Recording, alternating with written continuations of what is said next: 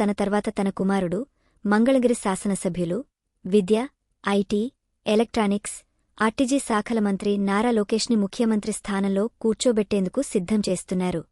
భారత తొలి ప్రధాని జవహర్లాల్ నెహ్రూ తన కుమార్తె ఇందిరాగాంధీని దేశవిదేశాలలో తన వెంట తిప్పుకుని రాజకీయాలు, పాలనా వ్యవహారాలు ఎలా నేర్పారో లోకేష్ని కూడా చంద్రబాబు నాయుడు తన వెంట తిప్పుకుంటూ అలానే రాజకీయాలు, పాలనా వ్యవహారాలు నేర్పుతున్నారు.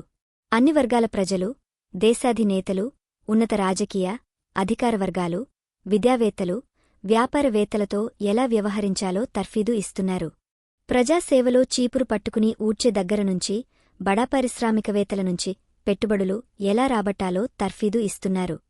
అనేక ప్రభుత్వ కార్యక్రమాలలో ఇద్దరు కలిసి పాల్గొంటున్నారు. గుడికెళ్లినా, బడికెళ్లినా వెంట తీసుకువెడుతున్నారు. తన వారసుడిని తయారుచేయాలనే తపన చంద్రబాబులో స్పష్టంగా కనిపిస్తోంది. తండ్రి బాటలో నడవాలన్న ఉత్సాహం లోకేష్లో కనిపిస్తోంది. గురు పూజోత్సవం సందర్భంగా మెగా పేరెంట్స్ టీచర్స్ సమావేశంలో తండ్రి కొడుకులు కలిసి పాల్గొని వారితో కలిసి భోజనం చేశారు. ముఖ్యమంత్రి చంద్రబాబు నాయుడు గురువుగా మారి క్లాస్లో పాణ్యం చెబితే విద్యాశాఖ మంత్రి నారా లోకేష్ విద్యార్థిగా వినయంగా కూర్చుని పాఠం విన్నారు. మంగళగిరి నియోజకవర్గ ప్రజలు ఎన్నికల్లో లోకేష్ని భారీ మెజార్టీతో గెలిపించి రాజకీయంగా నిలదొక్కుకునేందుకు గొప్ప ధైర్యాన్ని, మానసిక బలాన్ని ఇచ్చారు. దాంతో ఆయన ముఖ్యమంత్రిగా కావలసిన అర్హతలు సాధించేందుకు, మెళకువలు తెలుసుకునేందుకు తండ్రి వెంట అడుగులు వేస్తున్నారు. నాయకత్వ లక్షణాలు వంటబట్టించుకున్నారు.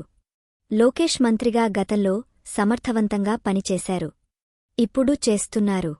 అలాగే టీడీపీ జాతీయ ప్రధాన కార్యదర్శిగా నారా లోకేష్ పార్టీ నేతలు, కార్యకర్తల అభిమానాన్ని చూరగొన్నారు. ప్రజావేదికల ద్వారా ప్రజలకు చేరువయ్యారు. సింగపూర్ వంటి దేశాలకు కూడా తండ్రి వెంట వెళ్లి పారిశ్రామికవేత్తలతో చర్చించి రాష్ట్రానికి పెట్టుబడులు రావడంలో కీలక భూమిక పోషించారు. రాజకీయంగా, పాలనా పరంగా అనుభవం సాధించిన నారా లోకేష్ ప్రధాని నరేంద్ర మోదీ ఆశీస్సులతో చంద్రబాబు నాయకత్వంలో ఉపముఖ్యమంత్రి పవన్ కళ్యాణ్ సహాయ సహకారాలతో త్వరలోనే ముఖ్యమంత్రి అవుతారని ఆశిద్దాం. ఈ వీడియో మీకు నచ్చితే సబ్స్క్రైబ్ చేసుకోండి.